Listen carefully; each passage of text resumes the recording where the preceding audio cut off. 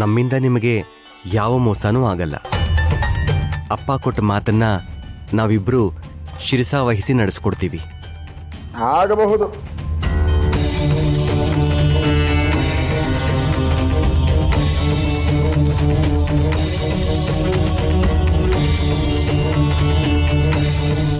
ಏನಯ್ಯ, ಪಂಚಾಗ್ನಿ ಅಂದೆ, ಅಷ್ಟಾಗ್ನಿ ಅಂದೆ, ಕೂತ್ಕೊಳ್ಳಿ ಅಂದೆ, ಹಾಲು ತರಿಸ್ತೀನಿ ಅಂದೆ. ಹಾಲು ಇಲ್ಲ, ಒಂದು ಲೋಟ ನೀರು ಇಲ್ಲ. ಇದು ಉಪಚಾರ. ಅಣ್ಣ, ನೀವು ನಮಗೆ ಮರ್ಯಾದೆ ಮಾಡ್ತಾ ಇಲ್ಲ, ಅವಮಾನ ಮಾಡ್ತಾ ಇದ್ದೀರಾ.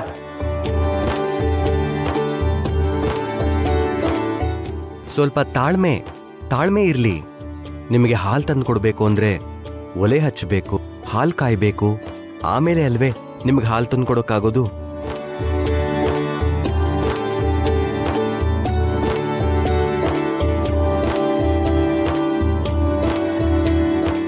ಸ್ವೀಕರಿಸಿ.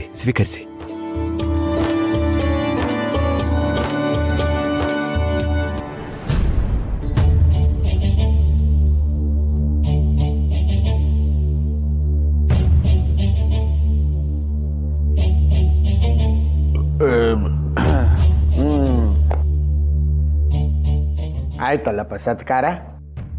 ಈಗ ಮಾಡೋಣವೇ ವ್ಯವಹಾರ. ಹಣ ತಂದಿಡಿ, ಇಲ್ಲ ಮನೆ ಖಾಲಿ ಮಾಡಿ. ನಿಮ್ಮ ಋಣ ನಮ್ಗೆ ಯಾಕೆ ಆಚಾರ್ಯರೇ, ಖಂಡಿತ ಕೊಡೋಣ. ಆದ್ರೆ ಯಾರ ಸಾಲ, ಎಷ್ಟು ಸಾಲ, ಯಾವಾಗ ನಮ್ಮ ತಂದೆಯವರು ಜಾಮೀನು ಕೊಟ್ಟಿದ್ರು,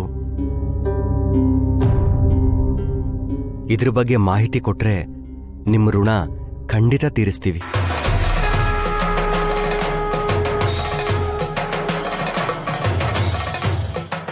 ಸಾಲ ತೀರಿಸ್ತೀನಿ ಅಂತ ಹೇಳ್ತಿದ್ದಾನೆ. ತೀರಿಸೋದಕ್ಕೆ ಅಷ್ಟೊಂದು ಬರಹಗಳನ್ನ ಎಲ್ಲಿಟ್ಟಿದ್ದಾನೆ ಇವನು? ರಾಜರು ಸನ್ಮಾನ ಮಾಡಿದಾಗ ಒಡವೆಗಳ ಜೊತೆ ಬರಹಗಳು ಕೊಟ್ಟಿರ್ಬೇಕೇನೋ. ಸುತ್ತಿ ಬಳಸಿ ನೀನು ಇದೇ ವಿಷಯಕ್ಕೆ ಬರ್ತೀಯ ಅಂತ ನನಗೆ ಚೆನ್ನಾಗಿ ಗೊತ್ತಿತ್ತು. ಅದಕ್ಕೆ ಈ ಬಾರಿ ಸಾಕ್ಷಿ ಸಮೇತ ಬಂದಿದ್ದೀನಿ. ತಗೊಳಪ್ಪ.